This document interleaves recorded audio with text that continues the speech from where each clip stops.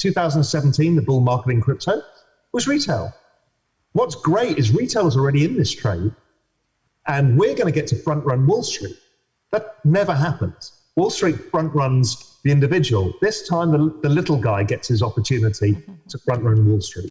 You know, how really monumental this shift is that's going on, because it's huge, and we can all make money from it, more importantly. The whole system is changing to this new internet of value. I think real estate will be tokenized, and this is something great. So right now on 7 Mile Beach in the Cayman Islands is expensive apartments. The average citizen of the Cayman Islands can't afford to buy them. They're sold to Americans and some of the wealthy families here and Canadians and Brits and stuff. Now, you could tokenize it, which means you can have the recorded ownership, your fractional ownership that trades on an exchange. So I can sell my $5,000 investment in a $10 million condo to you instantaneously. What that means is you're a pension fund in the Cayman Islands looking after the general population. You can share in these projects that ordinary people couldn't do. So let's say you're a real estate developer.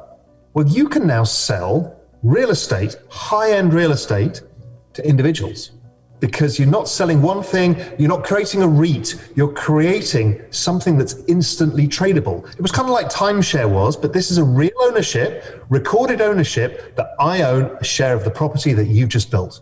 And I can trade it with somebody else instantaneously for money. Look, there is a secular shift going on. I grew up in the UK, and there was a massive societal shift, much like we're seeing in the US now, back in about 79, 80, 81.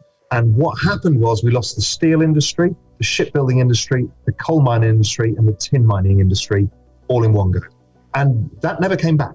And guess what? It's pretty difficult to retrain a 55-year-old steel worker into the services economy, for example. So it creates structural, rigid unemployment for extended periods of time. And those cities took a long time to come back. Many of them never came back. So I think the same is true. I mean, realistically, shopping malls, that game's finished. There'll be some in certain routes, but it's not really going to be there.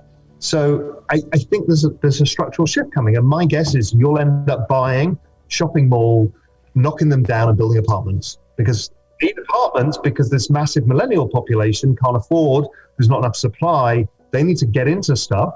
We need cheaper, high quality apartments for that huge population, because they're still having to live with their parents. They're still in the renter economy. There's a bunch of things that can be done. So my guess is we'll be ripping up shopping malls and changing them to other things. Now, in terms of office space, who knows? The jury's out. And in stores in, let's say, New York City, I think the jury's out. I think young people will find that there's lower rents and they can create their own businesses and they can start the entrepreneurial cycle again. You know, changing some awful chain store like Staples and turning it into an artisan baker's, and somebody's in control of their own income, great. I think that's coming because rents will come down because the chain stores won't be there any longer. There is no point. But artisan stuff, yes. Shopping malls, no. And apartments, of course. If you are looking into what to invest in the future, what trends do you see that people may not see yet? What do you see coming?